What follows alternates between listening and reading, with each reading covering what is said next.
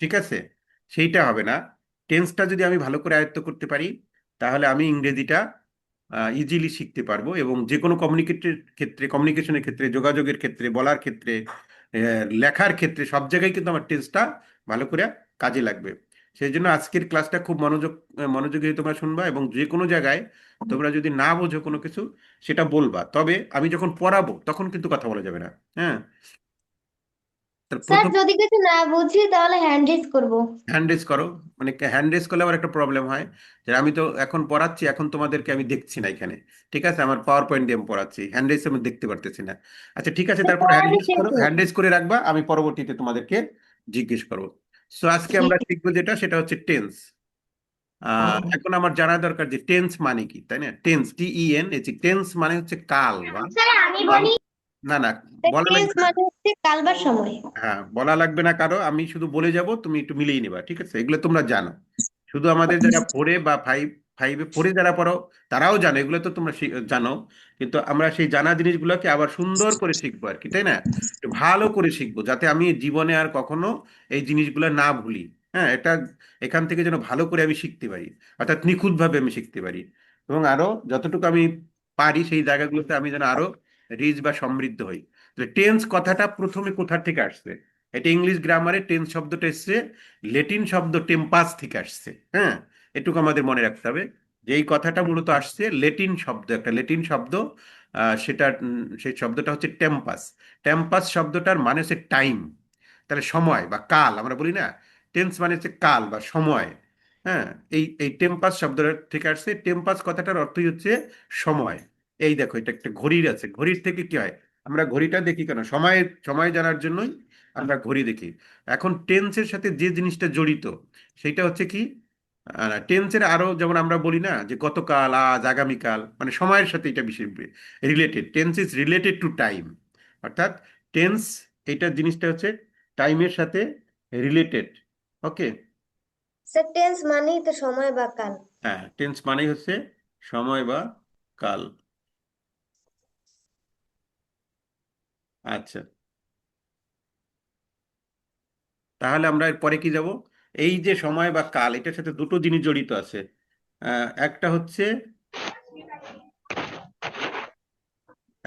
সময়, সময় এটার সাথে জড়িত, আর একটা হচ্ছে কাজ, কাজের অবস্থা। ঠিক আছে, অর্থাৎ এই কাজটা কখন হচ্ছে, কোন সময় হচ্ছে। যেমন আমি তোমাদের সাথে এখন কথা বলছি, ঠিক আছে, এখন আলোচনা করছি, এটা কি অনগোয়িং, মানে এখন চলমান আছে। কিন্তু এর আগে একটা বিষয় থাকে, এর পরের একটা বিষয় থাকে। অর্থাৎ একটা হচ্ছে বর্তমান, এখন আমি যেমন তোমাকে কথা বলছি, কিন্তু কিছুক্ষণ আগে, অর্থাৎ 5 মিনিট 7 মিনিট আগে যখন আমি ক্লাসটা শুরু করি নাই, তখন কিন্তু এটা ছিল কি আগের সময়, তাই না? আবার যখন এই ক্লাসটা শেষ হয়ে যাবে তোমাদের, তখন এটা হচ্ছে আরো কিছু সময় পরে এটা শেষ হয়ে যাবে। তাহলে যে কোনো সময়ের কয়টা অবস্থা থাকে, সময়ের বা কাজের তিনটা অবস্থা থাকে। একটা হচ্ছে বর্তমান, একটা হচ্ছে অতীত, মানে যেটা আগে ছিল। হ্যাঁ, আগে। অতীত মানে কি? অতীত মানে পাস্ট, যেটাকে আমরা বলি। আর একটা ছিল কি বর্তমানে, যেটা আমি এখন তোমাকে বর্তমানে কথা বলছি, এটা হচ্ছে বর্তমান সময়। আবার কিছুক্ষণ পরে বর্তমান সময়টা কিন্তু অতীতের মধ্যে চলে যাবে, তাই না? এটা হচ্ছে বর্তমান। আর একটা আছে কি, যেটা ফিউচার, অর্থাৎ এখন মনে করো এখন বাজে 7টা কত, 7টা 12 বাজে। হ্যাঁ, এখন আমাদের এই ক্লাসটা মনে করো 8টায় শেষ হয়ে যাবে, তাহলে আমাদের এটা কি সামনে আসবে, এটা 8টাটা আসবে কি ভবিষ্যতে, ইন ফিউচারে হবে এটা। তাহলে সময়কে আমরা আহ, আহ, কয় ভাগে ভাগ করি, মানে যে কোনো কাজের উপর ভিত্তি করে সময়কে আমরা 3 ভাগে ভাগ করি। যেমন একটা কাজ এখন চলছে, এটা আগে শুরু হয়েছিল এবং ভবিষ্যতেও চলবে। এই এইটার উপরে ভিত্তি করেই টেন্সকে প্রধানত প্রধানত 3 ভাগে ভাগ করা যায়। আর টেন্স মানে হচ্ছে ক্রিয়ার কাল। ক্রিয়া কি? ক্রিয়া হচ্ছে ক্রিয়া, আমরা ক্রিয়া, ক্রিয়া মানে কি ভার্ব, তাই না? ভার্ব, ভার্ব কখন হয়? ভার্ব মানে কি? মানে কোনো কাজ, কোনো কাজ, ক্রিয়া মানে কোনো কাজকেই তো আমরা ভার্ব বলি। যেমন সে বল খেলে, এই খেলাটা হচ্ছে একটা ক্রিয়া। হ্যাঁ, আমি বই পড়ি, এই পড়াটা হচ্ছে একটা ক্রিয়া, তাই না? ভার্ব। তাহলে এই ভার্বটা কখন হয়েছে? এটা কি এখন হয়েছে, না অনেক আগে হয়ে গেছে, না ভবিষ্যতে হবে? সেইটা, সেই সেই সেই সময়টাকেই, ক্রিয়ার কালকেই, ওই সময়টাকে আমরা বলি কি টেন্স। অর্থাৎ ভার বা ক্রিয়া কখন নিষ্পন্ন হবে বা কখন সম্পন্ন হবে, সেই সময় বা সময়টাকে আমরা বলি টেন্স। এখন এই টেন্সটা কয় প্রকার হয়? 3 প্রকার হয়। একটা হচ্ছে প্রেজেন্ট। প্রেজেন্ট মানে কি? বর্তমান, তাই না? বর্তমান, বর্তমান কি? যেমন আমি ভাত খাই, এখন আমি বর্তমানে ভাত খাচ্ছি, তাহলে এটা হচ্ছে কি প্রেজেন্ট টেন্স। আবার হতে পারে অতীত, পাস্ট, মানে আগে হয়ে গেছে, এটা পাস্ট টেন্স। হ্যাঁ, যেমন আমি ভাত খেয়েছিলাম, তার মানে কি অতীতে আমি খেয়েছিলাম, ঠিক আছে, অনেক আগে আমি খেয়েছিলাম, সেটা শেষ হয়ে গেছে, পাস্টের ঘটনা, সেটা অতীতকালের ঘটনা, তাই না? এটা হচ্ছে পাস্ট টেন্স। আরেকটা আছে কি ভবিষ্যৎ, হ্যাঁ, ফিউচার। এটা কি উচ্চারণটা কি হবে? ফিউচার, ফিউচার টেন্স, অর্থাৎ ভবিষ্যৎ, Future. অর্থাৎ আমি ভাত খাবো। তাহলে এই যে এখানে মূল ভার্বটা কি? মূল ভার্বটা হচ্ছে খাই। খাই থেকে খেয়েছিলাম, খাবো, অর্থাৎ এই খাওয়ার কাজটা সময়ের সাথে রিলেটেড। সময়ের সাথে রিলেটেড কিভাবে? এটা বর্তমানে, এখন আমি খাচ্ছি, এটা বর্তমান প্রেজেন্ট। আবার অতীতে হয়েছিল যে আমি খেয়েছিলাম, সেটা হচ্ছে পাস্ট টেন্সে কি হয়েছে। আর একটা খাবো, মানে এটার সমস্যা কোথায়? এটা হচ্ছে ফিউচারে কি হবে। কিন্তু কি আর কালকে টেন্স বলে, এবং টেন্স হচ্ছে তিন প্রকার: present tense, past tense, future tense. আচ্ছা সবাই বলো, present tense, past tense, future tense, মনে মনে বলো সবাই। প্রেজেন্ট টেন্স আমার সাথে সাথে বলো, মনে মনে বলবা। প্রেজেন্ট টেন্স বলো সবাই, পাস্ট টেন্স বলো সবাই, future tense. Present tense, past tense, future tense, present tense, past tense, future tense. তাহলে তিন টেন্স কয় প্রকার? তিন প্রকার: present tense, past tense, future tense. Okay. আচ্ছা, এই যে আমরা একটা জিনিস দেখতে পাচ্ছি, এই যে present tense, past tense, future tense. যেমন ধরো, ওখান থেকে কি দেখা যাচ্ছে? যেমন এটা কি? এটা হচ্ছে একজন মানুষের চুল। এই যে একজন মানুষের চুল আছে, মনে করো কালো চুল, ঠিক আছে। এখন এখন কালো চুলটা কখন থাকবে? এটা হচ্ছে বর্তমান। হ্যাঁ, আর অতীতে কি? অতীতে হচ্ছে সাদা চুল। আর ভবিষ্যতে কি? টাক, মাথায় টাক থাকবে তার, ঠিক আছে। এইটা দিয়ে আমরা মনে রাখবো। এটা হচ্ছে বর্তমান কালে, বর্তমান কালে হচ্ছে কালো, কালো চুল। অতীত কালে হচ্ছে সাদা, এবং ফিউচারে হবে মাথায় টাক পড়ে যাবে ফিউচারে, ঠিক আছে। স্যার, সাদা চুল তো স্যার ইয়েতে হয় স্যার, যত বয়স বাড়ে তাহলে ওইটাও তো স্যার ফিউচারে হওয়ার কথা না? না, সাদা চুল তো ওইভাবে আমরা মনে রাখি নাই। আচ্ছা ঠিক আছে, পরে পরে তোমায় বলতেছে আর কি। এখন প্রেজেন্ট টেন্সের মধ্যে কি হয়, মানে ভার্বের রূপটা যদি দেখি আমরা, do, does, am, is, are, have, has, এগুলো হচ্ছে প্রেজেন্ট টেন্সে হয়। আর পাস্টে হচ্ছে কি? ডিড, হ্যাঁ, ওয়াজ, ওয়্যার, হ্যাড, এগুলো হচ্ছে পাস্ট টেন্সে। হ্যাঁ, এগুলো আমরা আরো ডিটেল জানবো। আর ফিউচার টেন্সে হবে হচ্ছে উইল বা শ্যাল। এগুলো হচ্ছে ভার্বের রূপ, একই ভার্ব। যেমন এখানে প্রেজেন্ট টেন্সে do, did, do, does. Past টেন্সে হচ্ছে ডিড। আবার ওই অ্যাম, ইজ, দেখতো। আর, হ্যাঁ, অ্যাম, ইজ, আর হচ্ছে বর্তমান সময় হয়, প্রেজেন্টে হয়। আবার অতীতকালে সেটা বুঝাতে কি হবে? ওয়াজ বা ওয়্যার। এবং হ্যাভ, হ্যাজ, ওই পাশে হবে কি? হ্যাড, ঠিক আছে। আচ্ছা, এখন যদি দেখো এই যে টেন্স, টেন্সটাকে আমরা প্রথমে কয় ভাগ করলাম? তিনটা ভাগ করলাম। একটা হচ্ছে প্রেজেন্ট টেন্স, একটা হচ্ছে পাস্ট টেন্স, একটা হচ্ছে ফিউচার টেন্স। এই প্রত্যেকটা টেন্সকে আবার আমরা কয় ভাগে ভাগ করি? প্রত্যেকটা টেন্সকে আবার আমরা ভাগ করি হচ্ছে চার ভাগে। প্রত্যেকটা টেন্সকে আবার কয় ভাগে ভাগ করা হয়? চার ভাগে। হ্যাঁ, তার মধ্যে একটা কি? Indefinite, continuous, perfect, perfect continuous. অর্থাৎ এর আগে আমি যদি প্রেজেন্ট বসাই দেই এখানে, তাহলে present indefinite, present continuous, present perfect, present perfect continuous. আবার যদি পাস্ট বসিয়ে দেই, past indefinite, past continuous, past perfect, past perfect continuous. আবার যদি ফিউচার বসিয়ে দেই, future indefinite, future continuous, future perfect, future perfect continuous. তাহলে তিনটা হচ্ছে টেন্স, তাই না? মূল টেন্সকে আমরা কয় ভাগে ভাগ করছি? তিনটা, তিনটা ভাগে। এর প্রত্যেকটাকে আবার কয় ভাগে ভাগ করলাম? চার ভাগে। প্রত্যেকটাকে আবার চার ভাগে ভাগ করলাম। তাহলে তিনকে চার দিয়ে ভাগ গুণ করলে কত হবে? 12। তাহলে আমরা টেন্স হচ্ছে 12 স্যার, প্রকার। আমার একটা কথা ছিল স্যার। হ্যাঁ বলো। স্যার, আমার বন্ধু আমার আগে অনেক আগে একটা ধাঁধা ধরেছিল যে একটা বৃদ্ধার তিনটা ছেলে এবং হ্যাঁ, 12টা নাতনি, সেই হ্যাঁ, বৃদ্ধার নাম কি স্যার? এখন আমি ওই সময় পারিনি, এখন বুঝলাম যে স্যার তিনটা হ্যাঁ, ছেলে হচ্ছে গিয়ে প্রেজেন্ট পাস্ট আর ফিউচার, আর হুম, আচ্ছা, নাতি হচ্ছে গিয়ে ইনডিফিনিট প্লাস পারফেক্ট এগুলা। আচ্ছা, ঠিক আছে, তুমি ওভাবে মনে রাখতে পারো যে এক লোকের মানে তিন ভাই ছিল, তিন ভাইয়ের প্রত্যেকে আবার চারটা করে ছেলে ছিল। হ্যাঁ, তাহলে তাদের মোট কতটা হলো? সেইখানে 12টা হলো, তাই না? অর্থাৎ তিন, তিন ভাই, তিন ভাই, তারা টেন্সটা হচ্ছে তিন ভাই, টেন্সেরা হচ্ছে তিন ভাই। একজনের প্রেজেন্ট টেন্স, একজনের পাস্ট টেন্স। হ্যাঁ, টেন্স আর থ্রি ব্রাদার্স, বা টেন্স হ্যাজ থ্রি ব্রাদার্স। টেন্সের তিনটে ভাই আছে। কি কি ভাই আছে? একটার নাম হচ্ছে প্রেজেন্ট টেন্স, একজনের নাম হচ্ছে পাস্ট টেন্স, একজনের নাম হচ্ছে ফিউচার টেন্স। এখন present tense, past tense, future tense, এদের প্রত্যেকের আবার 4টা করে ছেলে আছে। হ্যাঁ, তাহলে 3 4 12, অর্থাৎ টেন্স তাহলে আমরা ওভারঅল কত প্রকার পেলাম? 12 প্রকার। ঠিক আছে, এই ডিটেলস এই 12 প্রকার টেন্স সম্পর্কে যদি আমার ধারণা থাকে বা কোনো একজন শিক্ষার্থীর যদি ধারণা থাকে, তাহলে ইংরেজিতে তার কোনো কিছুই মানে বাধার কথা না। সে যেমন স্পিকিংয়ে ভালো হবে, রাইটিংয়ে ভালো হবে, রিডিংয়ে ভালো হবে, এবং সবকিছু সে পড়ে বুঝতে পারবে। যে কোনো টেক্সট পড়ার পরে সে ওই টেক্সটটা ভালো করে বুঝতে পারবে। আমরা ইংরেজিতে পরীক্ষায় ভালো করি না বা ইংরেজির প্রতি আমাদের একটা ভীতি থাকে, এর মূল কারণ হচ্ছে যে ইংরেজিটা পড়ে আমরা বুঝতে পারি না। বুঝতে পারি না বলে আমরা পরীক্ষায় যথাযথ উত্তরও করতে পারি না, আর উত্তর করতে পারি না বলে আমরা কম মার্কস পাই।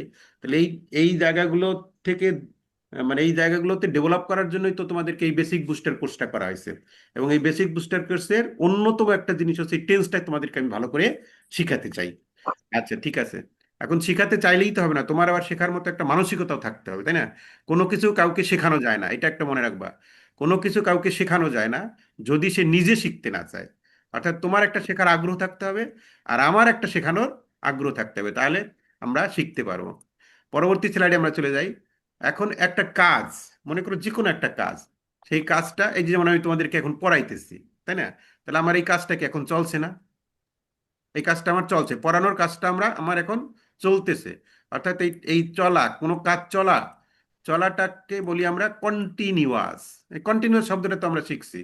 হ্যাঁ, কন্টিনিউয়াস, কন্টিনিউয়াস মানে হচ্ছে কোনো কাজ চলমান, কোনো একটা কাজ চলতেছে। যেমন আমি এখন তোমাদেরকে টেন্স শিখাইতেছি, এটা আমার চলতেছে ক্লাসটা। হ্যাঁ, এইটা হচ্ছে কন্টিনিউয়াস। তাহলে কোনো কাজ যখন চলমান থাকবে বা কোনো কাজ যখন চলছে এরকম বুঝাবে, তখন সেইটা হবে কন্টিনিউয়াস। এই যে 4 প্রকার যে হয় সেইটার একটা ভাগ হচ্ছে কন্টিনিউয়াস। আবার কোনো কাজ শেষ হয়ে গেছে, কোনো কাজ শেষ হয়ে, যেমন আমি তোমাদের এখন পড়াইতেছি, এটা চলমান হয়েছে, চলমান চলতেছে, কিন্তু আমার এই পড়ানোটা তো 8টার সময় শেষ হয়ে যাবে। হ্যাঁ, যখন 8টা বাজবে তখন আমার এই পড়ানো শেষ এই হয়ে যাবে, মাত্র শেষ হওয়ার চেয়ে তখন এইটা হয়ে যাবে কি পারফেক্ট। বুঝালে এইটাকে স্যার প্রেজেন্ট টেন্স বলে স্যার। হ্যাঁ, এই মাত্র শেষ হয়েছে। হ্যাঁ, কোনো কাজ শেষ হয়ে গেছে, যেমন আমি ভাত খাইয়াছি, আমার টেন্স শেখানো শেষ হয়েছে। হ্যাঁ, বা আমি ফুটবল খেলিয়াছি, মানে কাজটা শেষ হয়ে গেছে, এই মাত্র শেষ হয়ে গেছে। যেমন কোনো একটা কাজ যখন শেষ হয়ে যায়, তখন আমরা বলি কি যে কাজটা একদম কমপ্লিট। হ্যাঁ, পারফেক্টলি কমপ্লিট হয়ে গেছে, আমার কাজটা একদম পারফেক্টলি কমপ্লিট হয়ে গেছে। সেই জন্য কোনো কাজ শেষ হয়ে গেছে, এটা কিভাবে শেষ হয়েছে? একদম পারফেক্ট। হ্যাঁ, সেই জন্য কোনো কাজ শেষ হয়ে গেছে, এটার নাম কি? পারফেক্ট। অর্থাৎ একটা হচ্ছে কন্টিনিউয়াস, আর একটা হচ্ছে পারফেক্ট, অর্থাৎ যেটা শেষ হয়ে গেছে। ঠিক আছে, যে কাজটা কমপ্লিট হয়ে গেছে, যে কাজটা সম্পূর্ণ হয়ে গেছে, সেটাকে বলি আমরা পারফেক্ট টেন্স। ঠিক আছে, আর একটা কি? ইনডিফিনিট। ইনডেফিনিট তো আমরা শিখছি, একটা হচ্ছে ডেফিনিট আর একটা হচ্ছে ইনডেফিনিট। ডেফিনিট মানে কি? নির্দিষ্ট, অর্থাৎ যেটা থেকে বোঝা যাচ্ছে। আর ইনডেফিনিট মানে কি? অনির্দিষ্ট। যেমন আমি ভাত খাই, বা আমি তোমাকে ইংরেজি শিখাই। এখন এখন আমি তোমাকে ইংরেজি শিখাই বললাম আমি, এখন এটা কখন? এখন শিখাই, না শেখানো শেষ হয়ে গেছে, নাকি আগামীতে শেখাবো? এগুলো তো কোনো কিছু বলছে না, ঠিক মতো বোঝা যাচ্ছে না। যেমন আমি ভাত খাই, বক্সে বন্ধ করে দেন। হ্যাঁ, তোমাকে আমি বললাম বা তুমি একজনকে বললা যে সে ভাত খায়। ঠিক আছে, এখন এই সে ভাত খায়, এটা কখন খায়? এখন, নাকি আগে খেয়েছে, নাকি ভবিষ্যতে খাবে? এটা তো বোঝা যায় না। তাহলে এই এইটার নামে হচ্ছে ইনডেফিনিট। স্যার এটা নিয়ে প্রবলেম আমার। হ্যাঁ, আচ্ছা ঠিক আছে, আজ থেকে আর প্রবলেম থাকবে না, ভালো করে থাকতে থাকো, শুনতে থাকো। কাজ চলছে না শেষ হয়ে গেছে, এটা বোঝা যায় না। এটা কি? আমি ভাত খাই, এটা কি আমার খাওয়া শেষ, নাকি এখন শুরু হয় নাই, নাকি শেষ হয়ে গেছে? এটা বোঝা যায় না। এই ধরনের যে টেন্স, সেটাকে বলছি আমরা ইনডেফিনিট টেন্স। আর একটা কি? Perfect continuous. এখানে দুটো জিনিস আছে, অর্থাৎ পারফেক্টও আছে, কন্টিনিউয়াস আছে। তার মানে কি? কিছু অংশ চলমান আছে আর কিছু অংশ শেষ হয়ে গেছে। যখন এরকম থাকে, তখন কিছুটা সম্পূর্ণ হয়েছে, সেইটুক পারফেক্ট। হ্যাঁ, আর স্যার, কিছুটা, স্যার মানে গত সপ্তাহে বৃষ্টি শুরু হয়েছে, এখন পর্যন্ত চলতেছে। হ্যাঁ, গত 3 দিন ধরে বৃষ্টি হচ্ছে, বা আমি জি 7টা থেকে তোমাদেরকে টেন্স শিখাচ্ছি। হ্যাঁ, জি স্যার। শিখাইতেছি।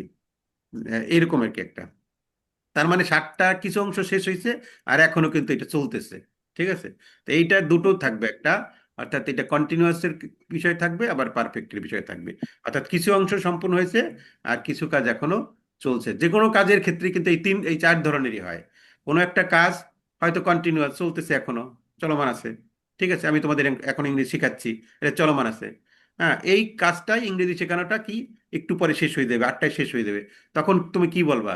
যে স্যারের ইংরেজি পড়ানো শেষ হয়েছে, স্যারের টেন্স শেখানো শেষ হয়েছে, আমি ভালো বুঝতে পেরেছি বা আমি বুঝতে পারি নাই, এটা যে কোনো একটা তো বলবা, ঠিক আছে। যখন এটা শেষ হয়ে যাবে তখন ওইটা কি, যে আমার কাজটা কমপ্লিট, আমি পারফেক্টলি স্টুডেন্টদের কি টেন্সটা শিখাচ্ছি, শিখিয়ে দিয়েছি, তাই না? তোমার কাছে এটা তখন কাজটা শেষ হয়ে যাবে, তার মানে এটা পারফেক্ট, অর্থাৎ সম্পূর্ণ হয়ে গেছে, কমপ্লিট হয়ে গেছে, এটাকে বলছি পারফেক্ট। আর ইনডিফিনিট মানে কি, কোনো কোনো কিছু বোঝা যাচ্ছে না, যে এটা কি, যেমন সে ভাত খায়, আমি বাড়ি যাই, এটা কখন যায়, আমি বাড়ি যাই, এটা কি মানে এখন যাচ্ছে নাকি আরো 2 ঘন্টা পরে যাবে, বা কি, এরকম কোনো কিছু বোঝা যাচ্ছে না, সেটাকে বলছি আমরা ইনডেফিনিট। আর পারফেক্ট কন্টিনিউয়াস মানে কি, একটা এখানে দুটো অংশ থাকবে, একটা কাজ একটা চলমান থাকবে, আর একটা কিছুটা শেষ হয়ে যাবে। এই দুটো যখন একসাথে থাকবে তখন আমরা তাকে বলবো পারফেক্ট কন্টিনিউয়াস টেন্স।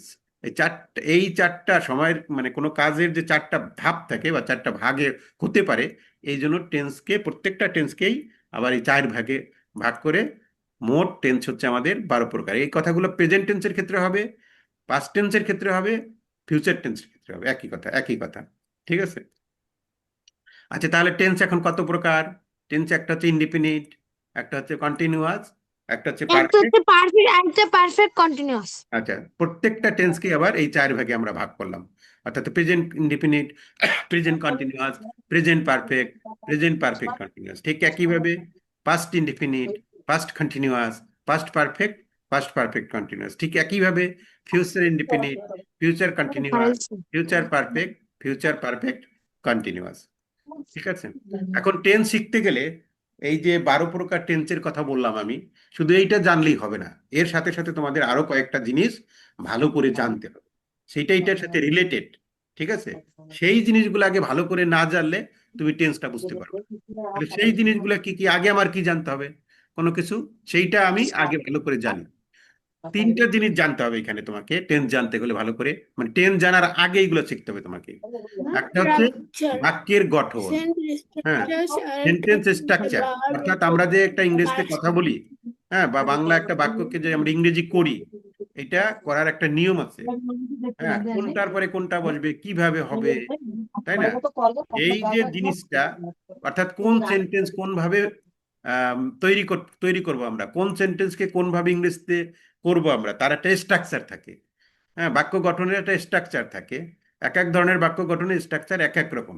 তাহলে সেই বাক্য গঠনের স্ট্রাকচারটা আমার ভালো করে জানতে হবে। তারপর ভার্ব বা ক্রিয়া, ভার্ব বা ক্রিয়া, এই সম্পর্কে আমার একটা ভালো ধারণা থাকতে হবে। তাহলে ভার্ব বা ক্রিয়া কিন্তু আমরা এর আগে পড়িয়েছি তোমাদেরকে, ঠিক আছে। ভার্বের যে বিভিন্ন রূপ থাকে, একই রূপ, হ্যাঁ, একটা প্রেজেন্ট মানে কয়েক ধরনের রূপ থাকে, যেমন আমরা বলি কি V1, V2, V3, V4, V5 বলছিলাম না, অর্থাৎ একই ভার, হ্যাঁ, তার বিভিন্ন রূপ, সেইগুলো আমাকে জানতে হবে। তারপরে আমাকে জানতে হবে কি পার্সন, হ্যাঁ, পার্সন, তাই না, পার্সন মানে কি পুরুষ, হ্যাঁ, এটা কি বলছিলাম, first person, second person, third person, এগুলো বলছিলাম। সিঙ্গুলার প্লুরাল একটা ব্যাপার আছে, হ্যাঁ, ফার্স্ট পার্সন সিঙ্গুলারে আই, প্লুরালে উই, এগুলো অনেকবার বলছি। সেকেন্ড পার্সন সিঙ্গুলারে ইউ, প্লুরালে ইউ, মনে আছে, ইউ ইউ। আর থার্ড পার্সনে কি হয়, হি আর দে, তাই না? জি এর স্যার। মধ্যে কি হয়, এই যে ফার্স্ট পার্সন, সেকেন্ড পার্সন, মানে এই যে কয়টা এই পাশের এগুলা, হ্যাঁ, এই কয়টা যা আছে তাই, যা আছে তাই মানে কি, আই উই ইউ ইউ, এগুলা বাড়বেও না কমবেও না, অর্থাৎ যা আছে তাই, আই মানে আমি, উই মানে আমরা, ইউ মানে তুমি, ইউ মানে তোমরা। আর এই যে হি এবং দে যেটা আছে, এইটার একটা বিষয় আছে, তাই না? এখন হি একটা দল করছে, হি একটা দল করছে, আর দে একটা দল করছে। পৃথিবীতে যত কর্তা আছে, সাবজেক্ট আছে, হ্যাঁ, এই 6টার মধ্যেই তো সব আছে, এর মধ্যে এর বাইরে তো আর নাই। আই উই ফিক্সড, এটা ফার্স্ট পার্সনে যাবে, ইউ ইউ ফিক্সড, এটা সেকেন্ড পার্সনে যাবে। কিন্তু হি আর দে, হ্যাঁ, এই দুইটা, হির দলে কেউ কেউ যাবে আর দের দলে কেউ কেউ যাবে, যত সাবজেক্ট আছে সবগুলা এই কটের মধ্যে যাবে। হি আর ডি স্যার ইয়ের মতো স্যার, বিএনপি আর জামাতের মতো স্যার। হ্যাঁ, তাহলে হির দলে কে কে যাবে, হি সি ইট, যত নাম, যত এটা তো এক বছর। এক এক বছর। বচন, এটা মনে রাখবা। হি সি ইট যত যত নাম নাম যত এক যত বচন। এক বচন। অর্থাৎ এখানে যাবে হি তো আছে, হি তো নিজের দল। তারপরে সি, হ্যাঁ, তারপরে হি সি ইট, হ্যাঁ, তারপরে যত নাম রাম শ্যাম যদু মধু করিম রহিম, তারপরে মুবিন সিনহা, যত যারা আছে এখানে সবাই যাবে এটা হিট দলে। জি তোমরা সবাই স্যার। কার দলে যাবা? হিট দলে। ঠিক আছে। আর দের দলে কারা যাবে? দের দলে যাবে যত, হ্যাঁ, যত বহু বচন, প্লুরাল নাম্বার যত, হ্যাঁ, বহু বচন। বহু বচন মানে কি? প্লুরাল নাম্বার, ইংরেজিতে কি বলে? প্লুরাল নাম্বার বলে। হ্যাঁ, যেমন গরুগুলো, ঘাসগুলো, গাছগুলো, মাছগুলো, যত গুলিগুলো গণ আছে, হ্যাঁ, সেই সবগুলা যাবে কি? প্লুরাল নাম্বার, কি কি দের স্যার দলে। দেড় দলে যাবে? এখন তোমার এই সাবজেক্ট সম্পর্কে একটা ভালো ধারণা থাকতে হবে। কি কি যাবে? হ্যাঁ, কোনটা? দেড় দলে দেড়। দের দলে যাবে কারা কারা? হ্যাঁ, দের দলে যাবে, দের নিজেরই তো একটা দল, ঠিক আছে। আর জি এর স্যার। সাথে যাবে যত প্লুরাল নাম্বার, প্লুরাল, পি শুধু এল প্লুরাল আর কিছু না স্যার, যেমন এইখানে যেমন স্যার, ইউ। স্যার হি শীত এরকম আছে এরকম। না, এখানে নাই, এখানে এখানে নাই। এখানে শুধু যত বহুবচন, মানে গরুগুলো, ঘাসগুলো, মাছগুলো, গাছগুলো, হাঁসগুলো, পাখিগুলো, হ্যাঁ, যত গুলিগুলো গণ আছে, শিক্ষকগণ, ছাত্ররা, রা, গুলিগুলো গণ, রা, এরা, গুলিগুলো গণ এক হ্যাঁ, তখন একসাথে হয়ে যাবে, গুলিগুলো গণ, যে হ্যাঁ, বা যে শব্দগুলো আছে সেগুলো হচ্ছে দে। হ্যাঁ, দের দলে দের যাবে দলে তারা, যাবে। দের দলে যাবে। হ্যাঁ, এই হচ্ছে আমাদের মানে পার্সনের কথা বা সাবজেক্টের কথাগুলো। আর ভার্বের বিষয়গুলো জানা লাগবে আমাদের। আর আর এইটা জানবো আমি। আর এর সাথে যদি আমি স্ট্রাকচারটা জানতে পারি, তাহলে আমি স্যার যে এই কোনো, স্ট্রাকচারটা আমি পারি। যে কোনো আমরা করতে পারবো, যে কোনো বাক্য আমরা ইংরেজিতে গঠন করতে পারবো। আর আমরা আস্তে আস্তে ইংরেজিতে কথাও বলতে পারবো। আচ্ছা, এখন ওইটাই আবার আরেকটু দেখাচ্ছি। এখন আমরা যে প্রেজেন্ট ইনডিফিনিট টেন্স যদি আমরা বলি, টেন্সের যে চারটা আছে প্রেজেন্টের ক্ষেত্রে, তার মধ্যে প্রথমটা হচ্ছে প্রেজেন্ট ইনডেফিনিট, তাই না? Present indefinite. তাহলে প্রেজেন্ট ইনডেফিনিট টেন্স আমরা কাকে বলবো? সেইটা স্যার একটু জানা দরকার। I have a question sir. বর্তমান কালে আমরা যে, হ্যাঁ বলো, ঠিক আছে বলো, হ্যাঁ। স্যার কোশ্চেনটা হচ্ছে, আমাদের যদি কেউ জিজ্ঞেস করে যে টেন্স কত প্রকার, তাইলে কি ওই প্রধান তিন প্রকার বলবো, নাকি হ্যাঁ, ওই উম, তিন প্রকারের মধ্যে ভাগ ভাগ চার প্রকার বলবো, নাকি একসাথে 12 প্রকার বলবো? আচ্ছা, তুমি স্যার প্রথম, এটা আমারও একটু কনফিউশন আছে। ঠিক আছে শোনো, তোমাকে যদি কেউ বলে টেন্স কত প্রকার, তুমি জি বলবা স্যার। টেন্স প্রধানত তিন প্রকার। এবং এই জি স্যার। প্রত্যেকটা টেন্সকে প্রত্যেকটাকে চারটি আবার ভাগে চার ভাগ ভাগে করা ভাগ করা হয়েছে। যায়। সেইভাবে আমরা বলতে পারি টেন্স 12 প্রকার। ঠিক আছে, আজকের পরের থেকে টেন্স কত প্রকার ও কি কি তুমি অন্যদেরকে ভালো করে বুঝিয়ে দিতে পারবা। ঠিক আছে।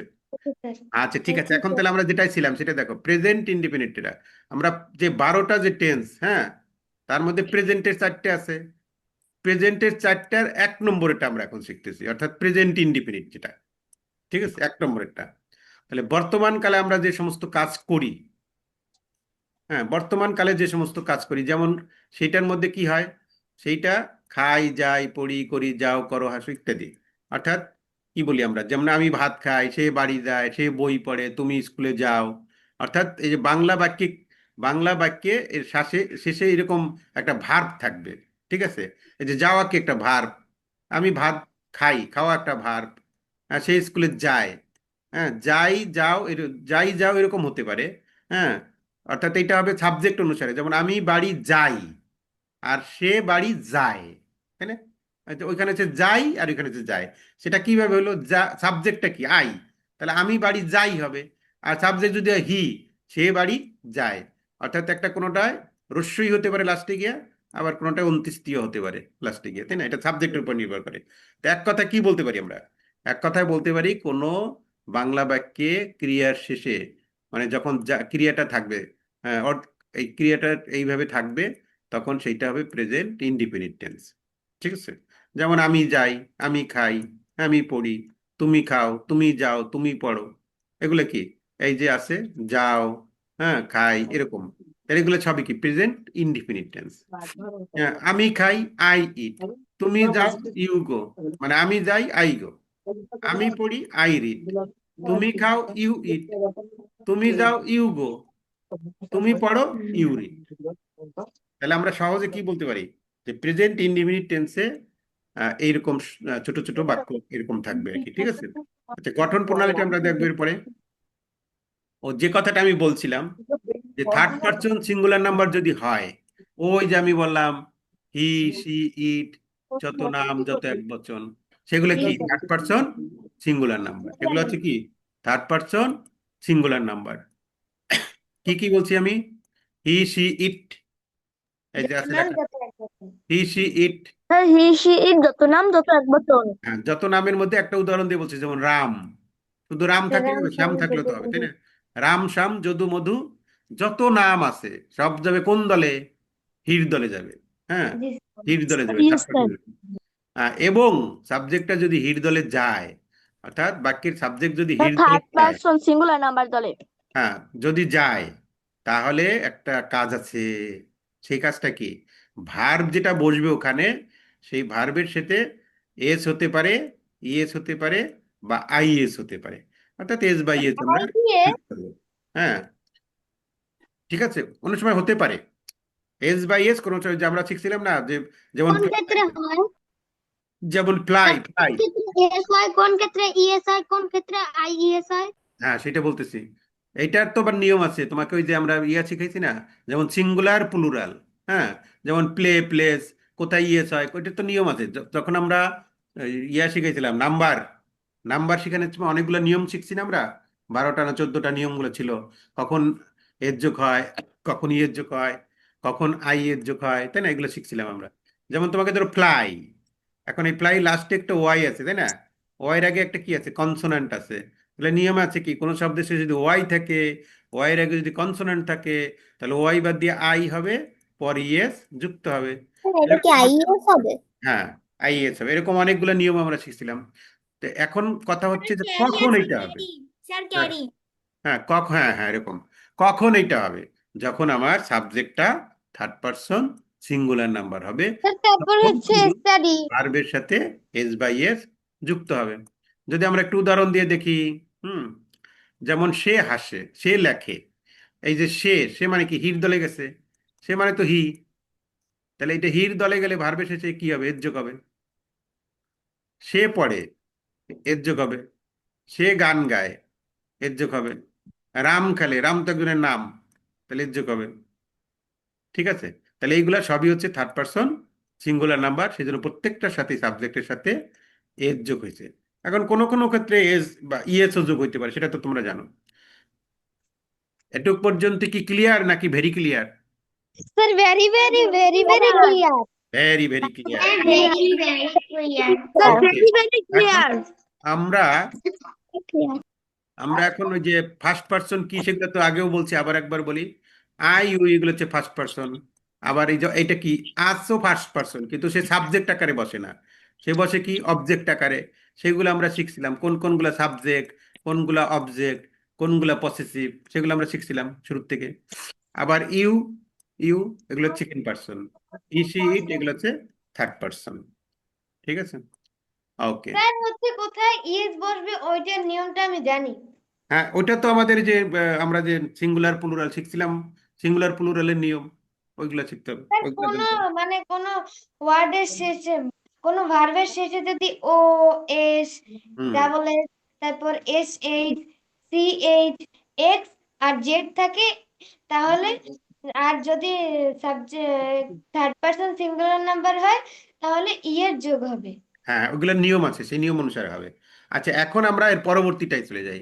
পরবর্তীটা কি, যে আমরা যে ওই যে প্রথমটা বলছিলাম যে সেন্টেন্স স্ট্রাকচারটা তোমাকে ভালো করে শিখতে হবে। স্ট্রাকচার, এখন স্ট্রাকচার কয়টা? সাবজেক্ট তোমার প্লাস মনে করো ভার্ব এই যে প্লাস 12টা বললাম, এই 12টার স্ট্রাকচার আছে, মেইন স্ট্রাকচার সেগুলা। আবার 12টার আরো 12টা ইন্টারোগেটিভ স্ট্রাকচার আছে। আরো 12টা নেগেটিভ স্ট্রাকচার আছে। আরো 12টা নেগেটিভ ইন্টারোগেটিভ স্ট্রাকচার আছে। তাহলে আমার স্ট্রাকচার কত? এত 12 গুলো। 24, আর 24 24 48। এই 48টা স্ট্রাকচার আমাকে মনে রাখতে হবে। ঠিক আছে, এখন এই স্যার যে এতগুলো স্ট্রাকচার হ্যাঁ, ভুলাই ফেলবনি। হ্যাঁ এতগুলো স্ট্রাকচার কি মনে রাখা সম্ভব? বাইকে কি মুখস্থ করা সম্ভব? নো ইংরেজি স্যার, আর মাথায় টেন্স ঢুকাইতে এগুলা হবে। কোনো মুখস্থ করার বিষয় না, টেন্সটা হচ্ছে বোঝার বিষয়। তুমি টেন্সটা হচ্ছে বুঝতে হবে, এবং তোমাকে সেন্স দিয়ে এটা এটা তোমাকে অনুধাবন করে বুঝতে হবে এটা। তাহলে আমরা 12টা, আমার এই যে 48টা যে আমি বললাম, এই 48টা তোমার শেখা লাগবে না।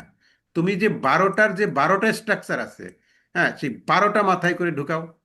12টা যদি মাথার মধ্যে ঢুকাইতে পারো, তাহলে তুমি ওইটা থেকে নেগেটিভও করতে পারবা, ইন্টারোগেটিভও করতে পারবা, নেগেটিভ ইন্টারোগেটিভ করতে পারবা। ঠিক আছে? সূত্র মূল হবে 12টা আর যদি তো আমি সহজ ভালো করে মেইন শিখতে পারি, তাহলে আমি বাকিগুলাও ভালো করে শিখতে পারবো। কারণ এটা তো একটা, মানে এটা মুখস্থ করার বিষয় না, এটা তোমার দেখলেই এটা তুমি পেরে যাবে, এই টাইপের একটা বিষয়। আচ্ছা, তো এখন আমাদের মূল যে প্রথম যে স্ট্রাকচারটা, সেই স্ট্রাকচার, স্যার হ্যাঁ বলো। আমি ক্রিকেট খেলি, আই প্লে ক্রিকেট, এটা তো কত ডিএস এটা, মানে এটা কত ডিএস দিয়ে শুরু, মানে এটা কত ডিএস বাক্য করে হচ্ছে না? না না না, কন্টিনিউয়াস তো আমরা শিখাচ্ছি না তোমাকে, এখন আমরা শিখাচ্ছি হচ্ছে প্রেজেন্ট ইনডিফিনিট শিখাচ্ছি এখন। কন্টিনিউয়াস তো মানে কি? কন্টিনিউয়াস তো চলমান, ও তো ক্রিকেট খেলে, এটা তো চলতেছে না, এটা এটা কি কন্টিনিউয়াস হবে কেন? আচ্ছা, এখন আমরা যেটা শিখছি সেটা হচ্ছে ইনডিফিনিটটা। এখানে যদি থাকতো যে আমি ঠিক আছে? ক্রিকেট খেলিতেছি, তাহলে হ্যাঁ, কন্টিনিউয়াস সেটা থাকতো। হলো আলাদা আর একটা বিষয়। এখন আমরা যেটা শিখছি সেইটাই তুমি মনোযোগী হও। সেটা হচ্ছে আমরা এখন শিখতেছি প্রেজেন্ট ইনডিফিনিটের মূল স্ট্রাকচারটাকে, মেইন স্ট্রাকচারটাকে। মেইন স্ট্রাকচারটা এক কথা আমরা বলবো এস ভিও, এটাকে বলে এস ভিও বলে এটাকে। এস ভিও, এসে কি? এতে হচ্ছে সাবজেক্ট, সাবজেক্ট প্লাস এতে ভার্ব হচ্ছে প্লাস ভার্ব, অবজেক্ট। ওতে হচ্ছে অবজেক্ট। এটা হচ্ছে subject plus verb plus object. Subject verb object, subject verb object. আচ্ছা, সবাই মিউট থাকা অবস্থায়, এখন তো সবাই মিউট আছো তোমরা, তাই না? মিউট থাকা অবস্থায় আমার সাথে সাথে মুখ দিয়ে বলবা, আমি বলবো যাতে তাই বলবো। বলো subject, object, verb, object. Subject subject verb verb, object. না না, আনমিউট করে না, মিউট অবস্থায় বলবা তুমি। Subject verb object, subject verb object, subject verb object. তাহলে এই নিয়ম অনুসারে আমাকে, এই স্ট্রাকচারটা হচ্ছে এইটা, এই নিয়ম অনুসারে আমাকে করতে হবে। ঠিক আছে? যে কোনো বাক্য, পৃথিবীর যে কোনো, মানে তোমার ট্রান্সলেট করতে দেব তোমাকে, তুমি অবশ্যই পারবা যদি তুমি এই নিয়মগুলা, এই 12টা স্ট্রাকচার তোমার যদি জানা থাকে। তাহলে 12টা স্ট্রাকচার আমরা সুন্দর করে শিখাবো তোমাকে। মনে করো টেন্সের উপর তোমার 12টা ক্লাস আমি নিব, তাহলে 12টা ক্লাস নেওয়ার পরে তোমাকে আমি একটা টেন্স কাট করে দেবো। ঠিক আছে? টেন্স কাট করে দিলে ওইটা তুমি তোমার ওখানে থাকলো, টেন্স কাটটা তুমি যে কোনো টেন্স করতে করতে দেখবা তোমার মুখস্থ হয়ে গেছে সবকিছু, একদম পানির মতো সহজ। ঠিক আছে? তাহলে তোমাকে প্রথম যেটা করতে হবে, তোমার যে তোমার একটা ডিটারমাইন্ড হতে হবে তোমাকে, যে আমি টেন্স শিখবই শিখবো। ঠিক আছে? যে আমি প্রত্যেকটা জিনিস ভালো করে শিখবো, তুমি নিজের কাছে নিজে এটা হও, ডিটারমাইন্ড হও যে আমি ভালো করে শিখবো। স্যার আমাদের তো ইম্পারফেক্ট সেন্টেন্সও শিখাবেন তাই না? হ্যাঁ। আচ্ছা, এখন দেখো যেটা আমি বলছিলাম, যে ভার্ব, এখন ইংরেজির ক্ষেত্রে দেখো, এই যে একটা বাংলা বাক্য যখন আমরা বলি, যেমন আমি ক্রিকেট খেলি, এই কথাটা আমি বললাম, বা সে ভাত খায়, সে স্কুলে যায়, সূর্য পূর্ব দিকে ওঠে, বা যে কোনো একটা বাক্য তুমি বললা। হ্যাঁ, এখন বাংলা বাক্য যখন আমরা বলি, তখন এই যে আমি, হ্যাঁ, আমি, এটা হচ্ছে সাবজেক্ট, তারপরে ক্রিকেট, এটা হচ্ছে অবজেক্ট, আর খেলিটা হচ্ছে ভার্ব। তার মানে কি? বাংলা বাক্যে প্রথমে, বাংলায় যখন আমরা কথা বলি, তখন বাংলায় যখন আমরা কোনো বাক্য বলি, তখন প্রথমে থাকে সাবজেক্ট, তারপরে থাকে অবজেক্ট, তারপরে থাকে ভার্ব। কিন্তু এই বাক্যটাকেই যখন আমি ইংরেজিতে করি, তখন কিন্তু উল্টো হয়ে যাবে। উল্টো হয়ে যাবে না, মানে প্রথম সাবজেক্ট এটা ঠিকই থাকবে, স্যার সাবজেক্টের আমার পরে, কথা কি শোনা যাচ্ছে? সাবজেক্টের পরেই চলে আসবে ভার্ব। আর এই অবজেক্ট যেটা ছিল, অবজেক্টটা ছিল যে পিছনে, মানে সাবজেক্ট ভার্ব অবজেক্ট। হ্যাঁ, এস ভিও, এইটা প্রথমে সাবজেক্ট বসাবো, তারপর ভার্ব বসাবো, তারপর অবজেক্ট বসাবো। এই নিয়ম অনুসারে আমি করে ফেলবো। তাহলে এখন আমি যদি বলি আমি ক্রিকেট খেলি, এটির ইংরেজি কি হবে? এটা তো স্যার আমি পারি না। ঠিক আছে? সে স্কুলে যায়, এটার ইংরেজি কি হবে? স্যার আমি পারি না। হ্যাঁ, সূর্য পূর্ব দিকে ওঠে, এটার ইংরেজি কি হবে? স্যার আমি পারি না। তোমার পারার দরকার নাই, কোনো কিছু পারার দরকার নেই, তুমি শুধু এই নিয়ম অনুসারে বসাই যাবা। ঠিক আছে? নিয়মে কি আছে? প্রথমে আছে সাবজেক্ট, তাহলে আমি ক্রিকেট খেলি, এখন আমার সাবজেক্ট কোনটা? তাহলে ওই যে আমরা শিখাইছি যে সাবজেক্ট কোনগুলো হয়। হ্যাঁ, সাবজেক্ট মানে কি? তোমাকে প্রথমে, তুমি সাবজেক্ট চিনো না, আমি তো সাবজেক্ট চিনি না স্যার, তাহলে আমি পারবো কিভাবে? হ্যাঁ, তুমি পারবা। তুমি এখান থেকে ভার্বটা চিনবা আগে, তুমি ভার্ব কি, ভার্বটা তো চিনতে পারবা, আমার মনে হয় এটা পারবা, তাই না? ভার্বটা কি, যে কোনটা কাজ বুঝেছে কোনটা দিয়ে, সেইটা হচ্ছে ভার্ব, তাই না? তাহলে আমি, এটা দিয়ে কি কোনো কাজ বুঝেছে? না। নো স্যার, ক্রিকেট, এটা দিয়ে কোনো কাজ বুঝেছে? না। No sir. খেলি, এই খেলাটা কি একটা কাজ, তাই না? তাহলে এইটাই হচ্ছে তোমার বাক্যের মধ্যে ভার্ব। তাহলে আমি ভার্ব পেয়ে গেলাম। প্রথমে কাজ হবে তুমি ভার্বকে খোঁজো, ঠিক আছে? ঠিক আছে, তুমি যদি কোনো একজন মানুষের বাড়িতে যাবা, মনে করো একজন বাড়িতে বেড়াইতে যাবা, তাহলে বাড়িতে বেড়াইতে গিয়া প্রথমে কি খুঁজতে হবে তোমাকে? হ্যাঁ, মানে ওইখানে ওইখানে কর্তা কে, সে তাকে খুঁজতে হবে, তাই না? তাহলে তোমার ইংরেজি সেন্টেন্স, ইংরেজি থেকে যদি ট্রান্সলেট করতে চাও, তাহলে এইখানে নিয়মটা হচ্ছে তোমাকে প্রথমে ভার্বকে খুঁজতে হবে। ভার্বকে, কারণ ভার্বকে খুঁজে পাওয়া সহজ, যেটা দিয়ে কাজ বোঝায় সেইটা হচ্ছে ভার্ব, এক কথা বলা যায়। এখন আমি ফুটবল খেলি, এই খেলাটা হচ্ছে একটা কাজ, অতএব এইটা ভার্ব। যখন তুমি ভার্ব পেয়ে গেলা, হ্যাঁ, যখন তুমি ভার্বটা পেয়ে গেলে, তখন তুমি ভার্বকে ধরো, ওরে প্রশ্ন করো যে কে খেলে, কে খেলে, কে দিয়ে প্রশ্ন করো। যার কথা বলে দিবে সে হবে সাবজেক্ট। What? তাহলে খেলি, হ্যাঁ, কে খেলে, কে ক্রিকেট খেলে, তাহলে আমি ক্রিকেট খেলি, তাহলে আমি, আমার কথা বলছে, তাহলে এইটা হচ্ছে সাবজেক্ট। তাহলে আমি সাবজেক্ট পাই গেলাম। তাহলে আমি, আমি ইংরেজি কি, আই, তাহলে আই বসাই দিলাম, ঠিক আছে? তারপরে কোনটা বসাইতে বলছে স্যারে? তারপরে বসাইতে হচ্ছে ভার্ব। ভার্ব কোনটা? খেলি। খেলা ইংরেজি কি? প্লে, প্লে বসাই দিলাম। তাহলে আই প্লে, আর বাকি আছে কি? ক্রিকেট। তাহলে আই প্লে ক্রিকেট দিয়ে দিলাম, হয়ে গেল আমার।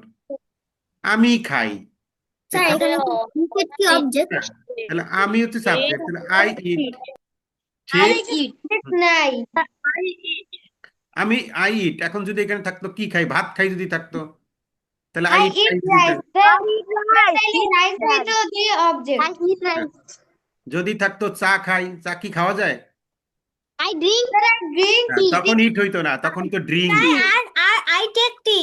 হ্যাঁ, আই টেক টি হতে পারতো, আই ড্রিঙ্ক টি হতে পারতো, তাই না? চা তো আর খাওয়া যায় না, হ্যাঁ, সেই জন্য চা কি পান করতে হয়। যা পান করে হ্যাঁ হ্যাঁ। আচ্ছা, তারপরেরটা আছে কি? সে আমাকে, সে তাকে চেনে, সে তাকে চেনে, এখানে ভার্ব কোনটা? হ্যাঁ, এই চেনাটা চেনে। হচ্ছে, হ্যাঁ, এইটা হচ্ছে ভার্ব। এখন তোমাদের ধারণা হইতে তার পারে যে চেনে বাক্যের শেষে যেটা থাকে সেইটাই ভার্ব, সেরকম ধারণা নিও না আবার, যে কোনটা দিয়ে কাজ বুঝাইছে সেইটা। হ্যাঁ, তাহলে চেনাটা একটা কাজ, মানুষকে চেনা একটা কাজ এটা, তাহলে চেনাটা হচ্ছে ভার্ব। তাহলে কে চেনে? সে চেনে। তাহলে যার কথা বলবে সে সাবজেক্ট, তাহলে এখানে সাবজেক্ট বসাই দিলাম, তাই না? তারপরে, তারপরে সাবজেক্টের পর কি বসাবো? ভার্ব বসাবো। তাহলে সাবজেক্টের পরে ভার্ব, ভার্ব কোনটা? চেনা। চেনা ইংরেজি কি? নো, নো দিয়ে দিলাম। তারপরে কাককে চেনে, তাককে চেনেন, তাকে ইংরেজি কি? হার। এখন কথা হলো এখানে একটা এস বসাইলো কেন? এই যে থার্ড পারসন সিঙ্গুলার নাম্বার, হ্যাঁ, থার্ড পারসন সিঙ্গুলার নাম্বার থাকার কারণে এখানে একটা এস বসানো হয়েছে। এই তো নিয়ম। তাহলে আমাদের প্রেজেন্ট ইনডিফিনিটের স্ট্রাকচার, একটা স্ট্রাকচার তোমাদের আজকে আমি শিখাইলাম, শিখাই দিলাম এখন। এটা হচ্ছে সাবজেক্ট ভার্ব, এটা হচ্ছে মেইন স্ট্রাকচার। এই একটা স্ট্রাকচার তুমি মনে করে, এটার থেকে আমরা এখন চারটে স্ট্রাকচার বা আরো তিনটা করতে পারবো, প্রত্যেকটা তো চারটে করে থাকবে। হ্যাঁ, এরপর একটা কি, এখন আমরা যদি কিছু বাক্য দেখি, এগুলো তোমরা মুখ, এগুলো তো পড়ে, এগুলো পড়বা। দেখো, আমি ভাত খাই, আমি ভাত খাই, তাহলে কি হবে? I eat rice. স্যার সে স্কুলে যায়, হ্যাঁ, আমি স্কুলে যাই, বলো। আই গো টু স্কুল হ্যাঁ, আই গো টু স্কুল, সহজ। কোনো কোনো প্রশ্ন আছে এগুলো যে কিভাবে হলো, এগুলো প্রশ্ন আছে? সে প্রতিদিন স্কুলে যায়, সে প্রতিদিন স্কুলে যায়, he he goes. Goes to school everyday. বলো বলো। সব সময় কি সাবজেক্ট কি প্রথমে থাকবে কোনটা? বলো।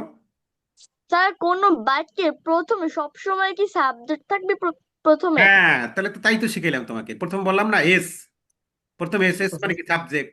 তারপরে ভি, ভার্ব। তারপরে ও, অবজেক্ট। তাহলে প্রত্যেকটা বাক্যের সাবজেক্টই তো সামনে থাকবে, কারণ নিয়মে কি আছে? প্রথমে সাবজেক্ট। আচ্ছা, এখন এখানে গোছ হলো কেন? এখানে তো হি থার্ড পারসন সিঙ্গুলার নাম্বার, এই জন্য ভার্বের সাথে এস যোগ হবে। তুমি বই পড়ো, ইউ রিড এ বুক। সে প্রতিদিন রাত 10টায় ঘুমায়, ঘুমাতে যায় আর কি, ঠিক আছে? He goes to bed at 10 PM every day, ঠিক কারণ আছে? হচ্ছে হি, যেহেতু he third person singular number, হ্যাঁ সেহেতু সাধারণভাবে ওখানে এস বসার কথা। হ্যাঁ কিন্তু এখানে গো, ও আছে এবং হ্যাঁ ও এখানে একটা হচ্ছে কনসোনেন্ট আছে, এই জন্য হচ্ছে ওইখানে ই বসছে, ইয়েস, ইয়েস বসছে। ইয়েস বসছে আর কি। হ্যাঁ, যেমন সূর্য পূর্ব দিকে উদয় হয়, উদিত হয়, এখানে এটা ভার্ব কোনটা? উদিত হওয়াটা হচ্ছে ভার্ব। ঠিক আছে, কে উদিত হয়? সূর্য। সূর্য, তাহলে সূর্য ইংরেজি কি? দি সান। The sun. আর ওর উদিত হয় ইংরেজি কি? রাইজ। এখন দি সান তো থার্ড, কোশ্চেন স্যার। হ্যাঁ দি সান হচ্ছে থার্ড পারসন সিঙ্গুলার নাম্বার, কারণ সূর্য তো একটাই আছে, তাই না? তাহলে সেই জন্য ভার্বের সাথে এস বাই যোগ হয়েছে। এই যে এখানে দি সান রাইজেস, কোথায় উদিত হয়? পূর্ব দিকে, ইন দা ইস্ট। পূর্ব দিকে ইংরেজি কি? In the east. পশ্চিম দিকে স্যার, ইংরেজি কি? In the west. হ্যাঁ বলো। স্যার আর্থ মানে পৃথিবী, এটা হচ্ছে থার্ড পারসন সিঙ্গুলার নাম্বার না? হ্যাঁ হ্যাঁ, দি সান, দি মুন, দি আর্থ, সবগুলো হচ্ছে থার্ড পারসন। একটা যখন বুঝাবে তখন তো থার্ড পারসন সিঙ্গুলার নাম্বার হবে। Sir I have A question. হ্যাঁ, ইয়েস ইয়েস। স্যার চিরন্তন কোন সত্যও কি ইনডিফিনাইট টেন্স? ইয়েস, হ্যাঁ অবশ্যই, সেটা আমরা আলোচনায় আসতেছে। চিরন্তন সত্য, অভ্যাসগত সত্য, যে কাজগুলো আমরা নিয়মিত করি সেগুলো সবই স্যার হবে যেমন হচ্ছে the earth moves round the সান। ঠিক, রাউন্ড দ্য সান। হ্যাঁ এটা এটা এটা হচ্ছে স্যার, চিরন্তন। হ্যাঁ বলো। Sir I have a question. Yes, yes, sir হ্যাঁ বলো। Am I go to school every day. Sir এখানে এম আগে হইলো কেন? এম তো একটা ভার্ব, অক্সিলিয়ারি ভার্ব। আচ্ছা, তোমার সেটা তো পরে বলতেছি, এখন তোমাকে শিখাইতেছি নর্মাল স্ট্রাকচারটা।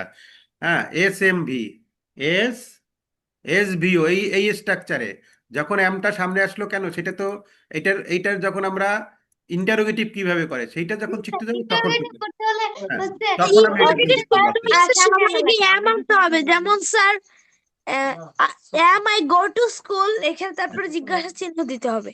হ্যাঁ, সেটা সেই স্ট্রাকচারটা এম আই তোমাকে বোঝাতে রাইট? হবে। স্যার এখন তোমাকে এইরকম। যেটা বলতেছি, এখন একটু চুপ থেকে আমরা সবাই, স্যার এটা তো যেটা প্যাসিভ বলতেছি, ভয়েসের হ্যাঁ সেটা সেন্টেন্স। হলো অ্যাফার্মেটিভ স্ট্রাকচার, অর্থাৎ হা বোধক বাক্য যখন হয় তখন এস ভিও এই স্ট্রাকচারে হবে। ঠিক আছে, সেইটা শিখাইতেছি তোমাকে। যখন ইন্টারোগেটিভের স্ট্রাকচারটা কেমন হবে, নেগেটিভের স্ট্রাকচারটা কেমন হবে, নেগেটিভের স্ট্রাকচারটা কেমন হবে, বা তখন ওই যে এমটা যে সামনে আসলো, ইসটা যে সামনে আসলো, বা ডুডাসটা যে সামনে আসলো, সেটা কেন হইলো, তখন তোমার ওই উত্তরটা তুমি পেয়ে যাবা। আচ্ছা ঠিক আছে, কাব্য কি বুঝতে পারছো? পানি, পানি 0 ডিগ্রি সেন্টিগ্রেডে জমাট বাঁধে। পানি 0 ডিগ্রি সেন্টিগ্রেডে জমাট বাঁধে, এটা ইংরেজি কি হবে? এটা তো আমি পারি না। তাহলে আমার না পারার তো কোনো চিন্তা নাই, কোনো কারণ নাই। কারণ আমি, স্যারে আমাকে কি শিখাইছে? স্যারে শিখাইছে এস খোঁজো, তারপরে ভি খোঁজো, তারপর ও খোঁজো। ঠিক আছে, তাহলে প্রথমে কারে খুঁজতে বলছে স্যারে? স্যারে বলছে V খুঁজতে। হ্যাঁ, এখন পানি 0 ডিগ্রি সেন্টিগ্রেডে জমাট বাঁধে, এখানে ভার্ব কোনটা? কাজ, কাজ বুঝেছো তো? জমাট বাঁধে। এই জমাট বাঁধে, এটা একটা কাজ, জমাট বাঁধা একটা কাজ। ঠিক আছে, তাহলে কে জমাট বাঁধে? পানি। কে জমাট বাঁধে? পানি। তাহলে এই যে সাবজেক্ট পাই গেলাম আমি। হ্যাঁ, তাহলে সাবজেক্ট আর ভার্ব যদি পাই দিই, তাহলে আর আমার চিন্তা কি? প্রথমে আমি সাবজেক্ট বসাই দিলাম ওয়াটার, তারপরে ভার্ব বসাই দিলাম। জমাট বাঁধা ইংরেজি হচ্ছে ফ্রিজ, ফ্রিজেস হয়ে গেছে, কারণ ওয়াটার থার্ড পারসন সিঙ্গুলার আমার জন্য এস হয়ে গেছে না, ফ্রিজেস। ওয়াটার ফ্রিজেস কত ডিগ্রি? 0 ডিগ্রি সেন্টিগ্রেডে, অ্যাট 0 ডিগ্রি সেন্টিগ্রেড, অর্থাৎ 0 ডিগ্রি সেন্টিগ্রেডে পানি জমাট বাঁধে। বুঝতে পারছো? এগুলা সবই কি? এগুলো সবই হচ্ছে প্রেজেন্ট ইনডিফিনিট টেন্সের উদাহরণ। এখন কয়েকটা উদাহরণ আর তোমাকে, এখানে সেন্টিগ্রেড এটা কি অবজেক্ট? না না, এটা 0 ডিগ্রি সেন্টিগ্রেডে, এটা অবজেক্ট না। অবজেক্ট তো কি দিয়ে প্রশ্ন করা হয়? এটা অবজেক্ট না, এটা এটা বাক্যের একটা যে আদার্স থাকে, যে আদার্স বা এক্সটেনশন যেটা থাকে, সেইটা এটা। ঠিক আছে, মানে বাক্যের ভিতরে যদি, এই যে আমরা যে বলছিলেন, শোনো, এস ভি ও, এই যে চারটা ছাড়া তো বাক্যের আরো কিছু থাকতে পারে। হ্যাঁ, তখন সেইগুলোকে বলি আমরা এক্সটেনশন বা আদার্স বলি, তাই না? অর্থাৎ এই কয়টা স্যার বসানোর এখানে পরে, অবজেক্ট কোনটা? হ্যাঁ এইখানে একটা কোন সব সাবজেক্ট সবটার মধ্যে যে অবজেক্ট থাকবে এমন হতে নেই। কি জমাট বাঁধে? এখানে তো বরফের কথা বলে নাই। হ্যাঁ, শুধু বলছি স্যার যদি থাকতো ওয়াটার ফ্রিজেস। হ্যাঁ বলো। আমাদের কথা স্যার বলছি, তাহলে এই তিনটা তুমি আগে বসাবা, তারপরে এই তিনটা বসানোর পরে যদি বাক্যে আরো কিছু কোনো কোনো শব্দ থেকে যায়, সেগুলো পরে পিছনে বসাই দেবা, লাস্টে কি বসাই দেবা। এখন বলো, প্রশ্ন বলো। স্যার বলছি যারা বৃত্তি পরীক্ষা দেবে ওদেরকে ওই যে এন্ট্রি দেওয়ার কথা কথা বলছো, এটা কি বেসরকারিদের জন্য না আমাদের জন্য? তোমাদের এন্ট্রি তো একবার দিছেই, ঠিক আছে? ওইটা মনে হয় বেসরকারি স্কুলদের জন্য, কারণ তাদের তো আচ্ছা স্যার আমরা আচ্ছা স্যার স্যার আমার আমরা কথা তো শোনা স্যার এখন যাচ্ছে? স্যার যে অনেকে তো স্যার সনদপত্র নিয়ে নিয়েছে স্যার ওই স্কুল থেকে স্যার তারা সনদপত্র নিয়ে নিয়েছে স্যার তাদের কি স্যার আচ্ছা সেটা তো স্যার তোমার আবার এই বৃত্তি শোনো, দিতে পারবে স্যার কারণ তো স্যার আমরা তো এখন বেসরকারি স্কুল আচ্ছা আচ্ছা, এইটা নিয়ে তোমাদের চিন্তা না, তোমরা সবাই বৃত্তি পরীক্ষা দিতে পারবা, এত চিন্তা না তোমাদের এগুলো নিয়ে। আচ্ছা এখন যেটা আছে আমরা সেটাই থাকি, এখন আমরা টেন্স নিয়ে আসি, এখন আমার মাথার ভিতরে টেন্সটা ভালো করে ঢুকাই। আর যদি মাথার ভিতরে টেন্স না ঢোকে তাহলে মাথায় একটা বাড়ি দিবা তোমরা, ঠিক আছে?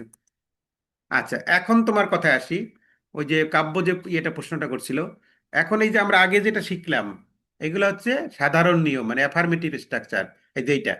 আর এইটাকেই যদি আমাদের এখন ইন্টারোগেটিভ স্ট্রাকচার করতে হয়, তাহলে কি করতে হবে? আগে যে, প্রথমে শোনো, ডু আগে যে এস ডাস ভি ও ছিল এইটা আমার ঠিক রাখবো আমি। হ্যাঁ, এখন তার আগে আমাকে একটা ডু বা ডাস বসাইতে হবে। হুম, এখন ডু কোথায় বসাবো, ডাস কোথায় বসাবো, এইটা তো আমি জানি না। হ্যাঁ, এবং আরেকটা স্যার ডু ডাস আর তো ফার্স্ট বসাবো। পার্সনের আগে ডু আর আর মে এগুলো ফার্স্ট বসতে পার্সনের পারবে না? আগে স্যার ডাস হ্যাঁ, প্রশ্ন থাকলে বলো, প্রশ্ন। স্যার স্যার কোশ্চেনটা হচ্ছে যে একজন ডু একজন ডাস একজন এর এই বদলে যদি সিনা, আর মে থাকে তাইলে হবে না? সেনা না, সেনা বাদে আর কি প্রশ্ন করবো, সেনা বাদে আর কে যেন প্রশ্ন করতে চাইছিল? স্যার এটা কি প্রশ্ন বানানো হবে? এখন এটা আমরা ইন্টারোগেটিভ স্ট্রাকচারটা কিভাবে হয়, আগে শিখছিলাম অ্যাফার্মেটিভ স্ট্রাকচারটা কিভাবে হয়। আমরা আজকে 4টে স্ট্রাকচার শিখবো, বেশি না, একটু একটু করে শিখবো, কিন্তু যেটুকু শিখবো ভালো করে শিখবো, ঠিক আছে? এটা হলো আমার কথা। আগে একটা স্ট্রাকচার শিখাইছি তোমাকে, সেইটা হলো এস ভি, এই স্ট্রাকচারটা শিখাইছিলাম, ঠিক আছে? আর এখন আর একটা স্ট্রাকচার শিখাইতেছি, এইটা। আচ্ছা আচ্ছা, 1 মিনিট, আমার একটা ফোন নিতে হবে, ঠিক আছে? সেন্টেন্সে কি প্রথমে ডু ডাস এগুলোই থাকা লাগবে, আর মে এগুলো থাকতে পারবে না?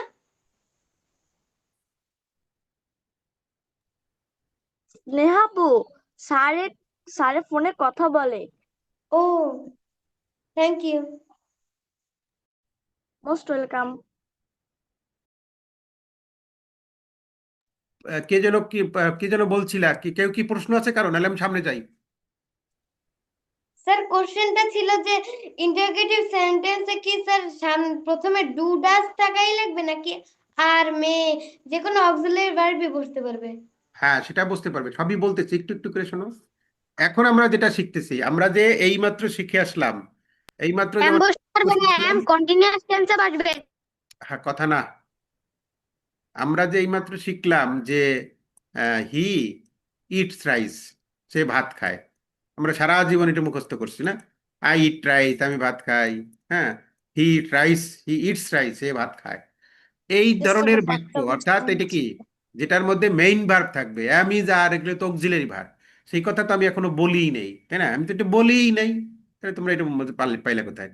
আমি বলছি যে আমাদের এই নিয়মটা, অর্থাৎ মেইন, মানে সাবজেক্টের পরে যে প্রিন্সিপাল ভার্ব বা মূল ভার্ব যখন থাকে তখন কি নিয়ম হয়, সেইটার ক্ষেত্রে হচ্ছে তোমার ডু বা ডাস আসবে সামনে, ঠিক আছে? এখন ডু কোথায় আসবে, ডাস কোথায় আসবে, এইটা একটা প্রবলেম, এইটা তো আমি ভালো করে জানি না। এইটার জন্য তোমাকে ওই যে সেটা মনে রাখতে হবে, আই উই। হ্যাঁ, আই উই ফার্স্ট পার্সন গেল, তারপরে ছিল কি you you, second person, you you, ঠিক আছে, এটা ছিল সেকেন্ড পার্সন। তারপরে ছিল কি হি দে, থার্ড পার্সন, তাই না? এই যে যে 6টা সাবজেক্ট আছে, হ্যাঁ, পৃথিবীতে যত সাবজেক্ট আছে সব তো এই ছয়টার সাথেই থাকবে, ঠিক আছে? এর মধ্যে উপরের যে 4টা আই ইউ ইউ ইউ, এই 4টা ফিক্সড। হ্যাঁ, আমি, আমরা, তুমি, তোমরা, এটা কোনো পরিবর্তন হয় না, এটা যা আছে তাই থাকে। পৃথিবীতে যত সাবজেক্ট আছে, এই এই 4টা গেল, এই 4টা সাবজেক্ট গেল। আর বাকি যত সাবজেক্ট আছে পৃথিবীতে সব, কোনোটা যাবে হির দলে, কোনোটা যাবে দের দলে, ঠিক আছে? হির দলে কারা কারা যাবে, হি সি ইট, যত নাম যত এক বচন। যত নাম হ্যাঁ, যত একদম। আর দের দলে কারা যাবে, যত বহু বচন আছে। সাবজেক্ট যখন প্লুরাল নাম্বার হয়ে যাবে তখন সে যাবে দের দলে। সাবজেক্ট যদি কোনো নাম হয় বা একটি বোঝায়, দি সান, দি মুন, দি আর্থ, হ্যাঁ, একটা জিনিস বুঝাইছে, তখন যাবে হির দলে, বা ইট থাকলে বা সি থাকলে, হ্যাঁ, এইগুলো যাবে তখন হির দলে। তাহলে এই হচ্ছে আমার মূল কথা। এখন এই কথাটা কেন বলছি, যদি সাবজেক্টটা হির দলে যায়, যদি আমার সাবজেক্ট হি হয়, হি হয় বা সি হয় বা ইট হয় বা কোনো নাম থাকে বা কোনো এক বচন থাকে, হ্যাঁ, সিঙ্গুলার নাম্বার থাকে, তখন দেব আমি ডাস। ঠিক আছে, তখন আমাকে দিতে হবে ডাস। আর এছাড়া সব জায়গায় ডু দেবো আমি। ঠিক আছে, মানে সামনে ডু আনবো। যদি সাবজেক্টটা থার্ড পারসন সিঙ্গুলার নাম্বার হয়, তাহলে আমি দেব ডাস। আর বাকি সব ক্ষেত্রে আমি কি দেব, চোখ বন্ধ করে ডু দিয়ে দেব। যদি দে থাকে মনে করো, স্যার তাহলে কি হবে, ডু। আই থাকলে কি হবে, ডু। উই থাকলে কি হবে, ডু। ইউ থাকলে কি হবে, ডু। ইউ থাকলে কি হবে, ডু। গরুগুলো, হাঁসগুলো, মাছগুলো, ঘাসগুলো, যত কিছু গুলো গুলো গণ থাকবে, তখন হবে ডু। কিন্তু হি সি ইট, যত নাম যত এক বচন, তখন হবে কি, ডাস। স্যার হ্যাঁ মানে বলো। Sir third person singular number হলে স্যার ডাস বসবে না? হ্যাঁ, এটা একটা একটা কথাই মনে রাখতে হবে, থার্ড পারসন সিঙ্গুলার নাম্বার হলে ডাস বসবে। এখন থার্ড পারসন সিঙ্গুলার নাম্বার কারা, সেগুলো কিন্তু তোমাদেরকে আমি বলছি। এখন বলো, নুহা না নুহা ফোন ইয়া করতে চাইছিলে, বলো। নুহা বলো। স্যার আমি রাইট আছি নুহা। হ্যাঁ তুমি বলো, হ্যাঁ তুমি বলো। স্যার আপনি তো বলেন শুধু ডু ডাস, এখানে যদি দিসও থাকে, ডিড থাকে তাহলে কিভাবে বসাবো যদি ডিড থাকে? This. No sir, did, do does did. ডিডের কথা তো তোমাকে আমি বলি না। ডিডটা পাস্ট টেন্সে বসবে। হ্যাঁ, তোমাকে তো আমি এই মুহূর্তে ডিডির কথা বলছি না, তোমাকে যে বলছি ডু বসাবো না ডাস বসাবো। তোমাকে তো আমি আছি এখন, বর্তমানে আছি আমি প্রেজেন্টের মধ্যে। ডিড তো পাস্টের ব্যাপার, সেগুলো তো আমি বলি নাই এখন তোমাকে। তোমার মাথায় এটা ঢুকানির দরকার নাই, ঠিক আছে? তুমি এখন ঢুকাও, ডাস বসাবা না ডু বসাবা, তুমি সেইটা ক্লিয়ার কিনা আমাকে সেইটা বলো। তুমি ক্লিয়ার নাকি? Yes sir. আচ্ছা ঠিক আছে, তাহলে আমরা একটা উদাহরণ দেখি। আমরা উদাহরণ দেখলে আমরা ভালো বুঝতে পারবো। দেখো, এখানে আছে তুমি কি খাও, এখানে তুমি, ইউ। ইউ কোন ডু দলে, ডু ইউ ইট? তাহলে ডু হবে। তারপরে ডু, সেই ডুটার সামনে বসাই দিলাম, ডু। তারপরে আছে তুমি হচ্ছে ইউ, আর খাওয়া ইংরেজি হলো ইট। তাহলে ডু ইউ ইট, তুমি কি খাও, বাক্যের শেষে আমাদের একটা এরকম প্রশ্নবোধক চিহ্ন দিতে হবে, নাহলে হবে না কিন্তু। এখন সে কি যায়, and সে কোন দলে গেছে, থার্ড পারসন স্যার ডাজের দলে। ডাজের দলে। Very good. তাহলে প্রথমে ডাজ বসাবো, এই যে ডাজ বসাইছি আমি। তারপরে সাবজেক্ট বসাবো, এই যে সাবজেক্ট আছে, তারপরে সাবজেক্ট বসাই দিচ্ছি আমি। তারপরে ভার বসাবো, ভার স্যার যায়, যাওয়া ইংরেজি গো। তাহলে ডাজ হি গো, সে কি পড়ে, ডাজ হি রিড, তারা কি খেলে, ডু দে প্লে। দে আছে, দে থাকলে তো ডু হবে। হুম, হি সি ইট, স্যার নাম যত এক বচন থাকলে ডাজ হবে, আর বাকি সব ক্ষেত্রে ডু হবে। এখন বলো। হ্যাঁ, স্যার হিসির যত নাম যত এক বছর যখন থাকে তখন কি হবে ডাজ। হ্যাঁ, তখন হবে ডাজ। আর যেমন আমি যদি তাছাড়া বলি নুহা কি বই পড়ে, তখন কি হবে, নুহা তো একজনের নাম, তখন কি হবে, স্যার আর স্যার ডাস ডাজ। হ্যাঁ, does does Nuha read book. হ্যাঁ, does Nuha read read book বা বুকস। করতে হ্যাঁ, পারবো না। নুহা কি বই পড়ে। যদি বলি নুহা কি খেলে, তাহলে কি হবে, sir, I have a does question. Play. Yes. আচ্ছা, yes, question please, question. Sir, আমার বলার ছিল যে বাক্যের মধ্যে মাঝে মাঝে ইজ অ্যামিজার থাকলে অ্যামিজার দিয়েও কোশ্চেন করা হয়, মানে প্রথমে ওটা দিয়ে কোশ্চেন করা হয়। তো অ্যামিজার দিয়েও কি ইনডিফিনাইট টেন্সে করা যাবে ইন্টারোগেটিভ ইনডিফিনাইট। কোশ্চেন? আচ্ছা ঠিক আছে, তোমাকে তো আমি বলছি, যখন সাবজেক্ট, এই যে ভার্বটা কোনটা আছে এখানে, যখন এখানে তো আমার কোনো অক্সিলারি ভার্ব নাই, অ্যামিজ আর এটা তো নাই। যেমন অ্যামিজ আর যখন থাকবে তখন হচ্ছে অন্য কথা। আমার যখন অক্সিলারি ভার্ব থাকবে না, অর্থাৎ প্রিন্সিপাল ভার্ব আছে এখানে, তখন হবে ডুডাস। ঠিক আছে, তখন বলবে ডুডাস। আর বাক্যে যখন অক্সিলারি ভার্ব থাকবে, তখন তো ওই অক্সিলারি ভার্বটাই সামনে চলে আসে। ঠিক আছে, সেটা এখানে বলি নাই। আচ্ছা, এখন আমরা আর একটা স্ট্রাকচার, তাহলে আমাদের দুইটা স্ট্রাকচার হয়ে গেল। দুইটা স্ট্রাকচার কি, প্রথমটা শিখছিলাম, একটা প্রথম স্ট্রাকচারটা হলো এইটা, এই যে এইটা, এই হচ্ছে প্রথম স্ট্রাকচার। হ্যাঁ, ভালো করে কান খুলে শুনে রাখো। ঠিক আছে, এই হচ্ছে প্রথম স্ট্রাকচার আমার। এই স্ট্রাকচার 1 নম্বর স্ট্রাকচার। ঠিক আছে, ইংরেজিতে যত সেন্টেন্স তৈরি করবো আমরা, এই এই স্ট্রাকচার দিয়ে তৈরি করতে হবে আমাকে সবসময়। আর এই স্ট্রাকচারের ইন্টারোগেটিভ সাবজেক্ট এস ভি ও, এই তিনটা হচ্ছে স্যার কি, এই তিনটা হচ্ছে স্যার মানে এই তিনটা দিয়ে পৃথিবীর বেশিরভাগ ক্যান্সেলেশন করতে হবে, বা কথা বলতে গেলে সেন্টেন্স গঠন করার ক্ষেত্রে এইটা করতে হবে। আর এইটাকেই যদি আমি নেগেটিভ করতে চাই, ইন্টারোগেটিভ করতে চাই, তখন এই নিয়মটা। এইটাকেই যদি আমি নেগেটিভ করতে চাই, তখন হবে আরেকটা নিয়ম, সেইটা এখন বলতেছি। স্যার এই ক্লাসটা কখন শেষ হবে? হ্যাঁ, এখনই শেষ হয়ে যাবে। আচ্ছা, এরপরে দেখো এইখানটা হচ্ছে কি, যদি নেগেটিভ হয়, যেমন এতক্ষণে শিখছি আমরা সে স্কুলে যায়, তারপরে কি শিখলাম, সে কি স্কুলে সে যায়। স্কুলে যায় না। হ্যাঁ, সে কি স্কুলে যায়, প্রশ্ন শিখছি আমরা। এখন বলতেছি সে স্কুলে যায় না, এই নাটা কি, নেগেটিভ। ঠিক আছে, তাহলে এখন আমাদের এটা নেগেটিভ স্ট্রাকচার শিখতে হবে। সেই নেগেটিভ স্ট্রাকচারটা হচ্ছে এই যে এইটা। হ্যাঁ, তো এইটা কি, নিয়মটা কি, প্রথমে সাবজেক্ট বসাবো, তারপরে ডু অথবা ডাজের একটা বসাবো। হ্যাঁ, ডু অথবা ডাজের একটা বসাইতে হবে। আর আরেকটা ব্যাপার, দুইটা কিন্তু বসানো যাবে না, যে কোনো একটা বসাইতে হবে, না হলে ডু, না হলে ডাজ। হ্যাঁ, তাহলে নেগেটিভে যদি থাকে, না বোধক বাক্য যদি থাকে, হ্যাঁ, আমি স্কুলে যাই না, সে বই পড়ে না, সে ঘুমায় না, আহ, এই যে না, যত না আছে যদি না থাকে, নেগেটিভ হয়, তখন এই স্ট্রাকচার আমাকে ফলো করতে হবে। ঠিক আছে, কি স্ট্রাকচার ফলো করতে হবে, প্রথমে সাবজেক্ট বসাবো। তাহলে সাবজেক্ট তো আমি চিনি। হুম, সাবজেক্ট চিনো, আমি মিষ্টি খাই না, এটা সাবজেক্ট কোনটা, স্যার আমি। আমি।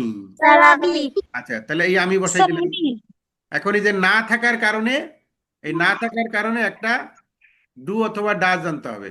হ্যাঁ, ডু অথবা ডাজ, তাই না, আমি, আমি কোন দলে গেছে, আমি তো নিজেই একটা, এটা প্রথমে একটা সাবজেক্ট, তাই না, আই।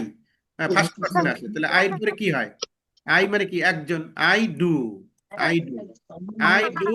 আর না থাকার কারণে নট, মানে আই ডু নট, এক কথা বলা যাবে কি, আই ডোন্ট। হ্যাঁ, আই ডোন্ট কি খাই না, খাওয়া ইংরেজি কি, ইট, মিষ্টি, ইট, ইট হচ্ছে খাওয়া। তারপরে মিষ্টি ইংরেজি কি, সুইটস, তাহলে I do not eat sweets. হ্যাঁ, sir I have a question. I, হ্যাঁ বলো। স্যার কোশ্চেনটা হচ্ছে যে ওইখানে কি সরাসরি নট ব্যবহার করা লাগবে নাকি ডাজেন্ট, ডোন্ট হ্যাঁ, এগুলো সেটা তুমি, ব্যবহার করা ওই যাবে? যে সংক্ষিপ্ত ফর্ম যেটাকে আমরা বলছিলাম, ডাজেন্ট, ডোন্ট, হ্যাঁ সেটা বসাইতে পারবা। স্যার এটা, কিন্তু ওগুলোর জন্য বানান ভুল হতেও পারে। হ্যাঁ, এটা আমরা একদম শুরুতে যখন শেখানো হয়, তখন ছোটদেরকে এরকম ডাজ নট এইভাবে শেখানো হয়। আর যখন তুমি আস্তে আস্তে বড় হবা, তখন ডাজন্ট সংক্ষিপ্ত রূপ কি, ডাজেন্ট, ডোন্ট, এটা তো আমরা জানি, সেগুলো বসাইলেও হবে। আচ্ছা, ইয়েস এন। আচ্ছা, এখন কি জানি বলতেছিলাম। আচ্ছা, সে আমাকে পছন্দ করে না। এখন তুমি নিজে নিজে বাক্য বলবা ইংরেজিতে, নেগেটিভ দিয়ে বলবা, যেমন আমি স্কুলে যাই, আমি কি স্কুলে যাই, আমি স্কুলে যাই না, আমি কি স্কুলে যাই না, সে ভাত খায়, সে কি ভাত খায়, সে ভাত খায় না, সে কি ভাত খায়। স্যার অর্থাৎ ফার্স্ট পার্সন সিঙ্গুলার নাম্বার কি শুধু আই, তাহলে সেকেন্ড পার্সন কি? সেকেন্ড পার্সন তো ইউ, ইউ। ফার্স্ট পার্সন হলো আই আর উই। আই হয় কোথায়, মানে সিঙ্গুলারে, প্লুরালে হয় উই, মানে আমি, আমরা। আর একটা কি, তুমি, ইউ। ইউ হচ্ছে তুমি, তুমি তোমরা, আমি, আমরা, তুমি, তোমরা। হ্যাঁ, আমি, আমরা, তুমি, তোমরা, এটা হচ্ছে ফার্স্ট পার্সন, এটা সেকেন্ড পার্সন। আর থার্ড পার্সনে কি, হি আর দে। ঠিক আছে, আচ্ছা, এখন দেখো, তারা ফুটবল খেলে না।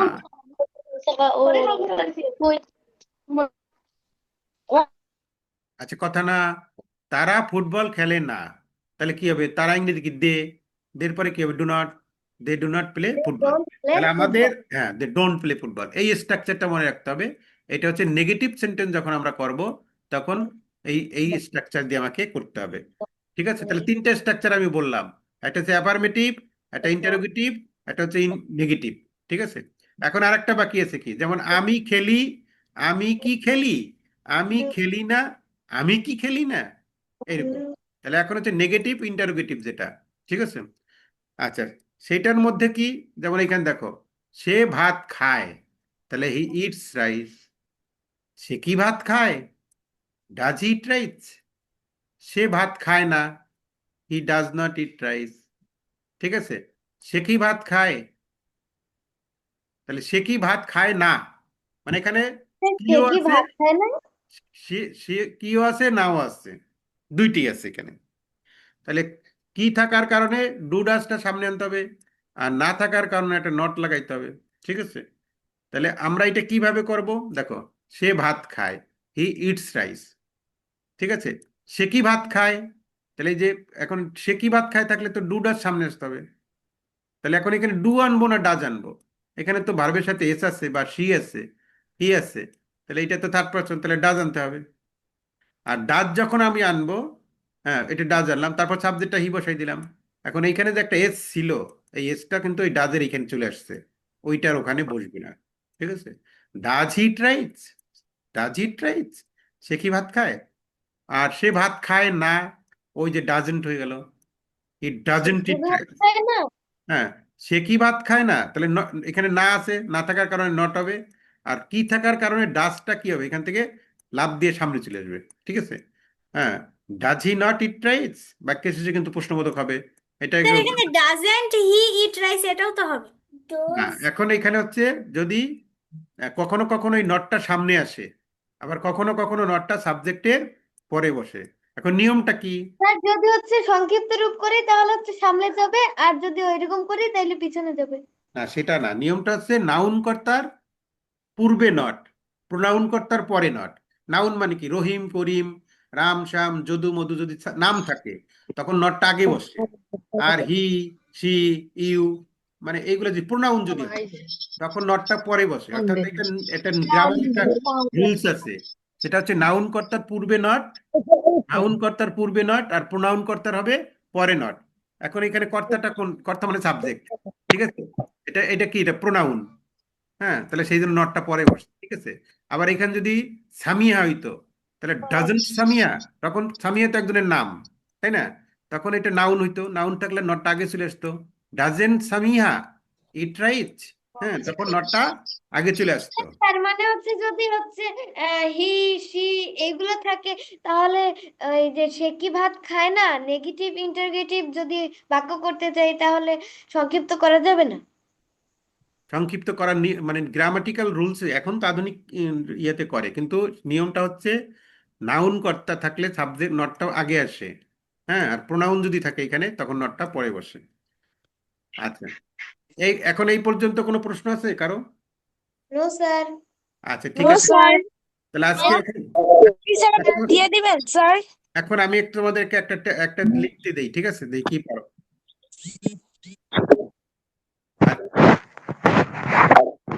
এখানে কি আমরা ডাস বসাবো? না, আমি বলতেছি, দাঁড়াও। আচ্ছা, আরেকটা আরেকটা আছে, এটা একটু বলে তারপরে লিখতে দিই। আরেকটা আছে, এইটা একটু বলে দিই, দেখো। এইটা হচ্ছে যে কে যেন একজন বলছিল যে চিরন্তন চিরন্তন সত্য সত্য। ঘটনা। হুম, যেমন সূর্য পূর্ব দিকে উদিত হয়, এটা তো একটা চিরন্তন সত্য কথা, ইউনিভার্সাল ট্রুথ বলে, ইংরেজিতে বলে কি, ইউনিভার্সাল ট্রুথ, মানে চিরন্তন সত্য ঘটনা, ইউনিভার্সাল ট্রুথ অথবা চিরন্তন সত্য বা অভ্যাসগত কর্ম বা হ্যাবিটিক্যাল ফ্যাক্ট বোঝায়। হ্যাবিচুয়াল অ্যাক্ট, একটা কি বলে, হ্যাবিচুয়াল অ্যাক্ট, অভ্যাসগত কর্ম। এইগুলা যদি থাকে তখনও কিন্তু আমাদের প্রেজেন্ট ইনডেফিনিট টেন্স হবে, ঠিক আছে? সেক্ষেত্রেও আমাদের প্রেজেন্ট ইনডেফিনিট টেন্স হবে। হ্যাঁ, আচ্ছা, সেক্ষেত্রে কি, যেমন পূর্ব, সূর্য পূর্ব দিকে ওঠে, হ্যাঁ, তাহলে এইটা একটা আমাকে আর করতে হবে। সেক্ষেত্রে ভার্বের সাথে ইয়েস বা ইয়েস যুক্ত হবে, যেমন দি সান রাইসেস ইন দ্য ইস্ট। হ্যাঁ, ওটা তো নিয়ম অনুসারে হয়েছে, থার্ড পারসন সিঙ্গুলার নাম্বার, সেই কারণে হয়েছে। হ্যাঁ, আচ্ছা, এখন আমার কথা যে আমি যেটা বলতে চাচ্ছি, সূর্য পূর্ব দিকে উদিত হয়, তোমাকে একজন বলল যে এই ট্রান্সলেশনটা তুমি করে দাও তো, এটা কি ট্রান্সলেট করো তো। হ্যাঁ, বা পৃথিবী সূর্যের চারদিকে ঘুরে, তোমাকে একজন বললো, তোমার টিচার তোমাকে বললো, বা যে কোনো একজন তোমাকে বললো যে তোমার সাথে মনে করো দেখা হয়েছে, পথে দেখা হয়েছে, তা জিজ্ঞেস করছে তোমার নাম কি। হ্যাঁ, তুমি বললাম মুবিন, আমার নাম হচ্ছে মুবিন। আচ্ছা মুবিন, তুমি কোন ক্লাসে পড়ো? তুমি বললো যে আমি 6-এ পড়ি, আমি 6ষ্ঠ শ্রেণীতে পড়ি। আচ্ছা, ঠিক আছে, তুমি আমাকে এইটা একটু বলো তো, যে সূর্য পূর্ব দিকে উদিত হয়, এটাকে তুমি ট্রান্সলেট করে করো তো। এখন তুমি কিভাবে করবা? হ্যাঁ, তখন আমি তুমি ট্রাই কি করবা, তখন তুমি স্যারের কথা মনে রাখবা, মনে করবা, ঠিক আছে? যে স্যারে কি শিখিয়েছিল, সূর্য পূর্ব দিকে উদিত হয়, তাহলে এটার মধ্যে ইয়া কোনটা, এটার মধ্যে প্রথমে কি খুঁজতে বলছিল স্যারে, ভার্ব, তাহলে উদিত হওয়াটা ভার্ব, তাই না? তাহলে ভার্বটা পেয়ে গেলাম, আমি ভি পেয়ে গেলাম। হুম, তারপরে কে উদিত হয়, সূর্য, তেজ পেয়ে গেলাম আমি। হ্যাঁ, তারপরে এখন আমি ভার্বটি দুটো পেয়ে গেছি। আচ্ছা, তাহলে এখন সূর্য ইংরেজি কি, দি ছান। উদিত ইংরেজি কি, রাইজ। হ্যাঁ, রাইজ। এখন এইটার সাথে এই যে দি ছান তো থার্ড পারসন সিঙ্গুলার নাম্বার, সেই জন্য এর যোগ হবে, দি ছান রাইজেস, কোথায় উদিত হয়? ইন দা ইস্ট, পূর্ব দিকে। হয়ে গেল, the sun rises in the east, সূর্য পূর্ব দিকে উদিত হয়। পৃথিবী সূর্যের চারিদিকে ঘোরে। ঘোরা ইংরেজি কি? মুভ। যে move, Earth moves round earth, the earth মানে কি? সূর্য। দি আর্থ, এটা তো থার্ড পারসন সিঙ্গুলার নাম্বার, সে যোগ হয়েছে, মুভস হয়ে গেছে। The earth moves round the sun. Round মানে কি? চারিদিকে, রাউন্ড। হ্যাঁ, বা অ্যারাউন্ড দিলেও হবে। রাউন্ড আর অ্যারাউন্ড কিন্তু একই জিনিস, তাই না? রাউন্ড মানেও ঘোরা, আর অ্যারাউন্ড মানেও ঘোরা, একই কথা। এটা গেল একটা। আমি দিনে 8 ঘন্টা পড়ি। হুম, তাহলে এটা কি? এটা একটা নিয়মিত অভ্যাস তার। হ্যাঁ, যেমন আমি প্রতিদিন সকালে হাঁটি, সে প্রতিদিন সকালে খবরের কাগজ পড়ে, সে প্রতিদিন চা পান করে। এগুলো কি? অভ্যাসগত কর্ম। ঠিক আছে, এই নিয়মিত অভ্যাসগত বা হেবিচুয়াল বা হেবিচুয়েট অভ্যাস, হ্যাঁ, এইগুলা যদি বুঝায়, তখন সেটাও কিন্তু প্রেজেন্ট ইনডিফিনিট টেন্সে করতে হবে তোমাকে। যেমন আমি দিনে 8 ঘন্টা পড়ি, এখন এইটাকে আমি ট্রান্সলেট করতে বলছে আমাকে একজনে, আমি তো এটা পারি না। না পারি তাতে চিন্তার কি? আমি নিয়ম অনুসারে করব। যে আমি দিনে 8 ঘন্টা পড়ি, এখানে ভার্ব কোনটা? এই পড়াটা হচ্ছে ভার্ব, তাহলে পড়াটা ইংরেজি কি? রিড। ভার্ব পেয়ে গেলাম। কে পড়ে?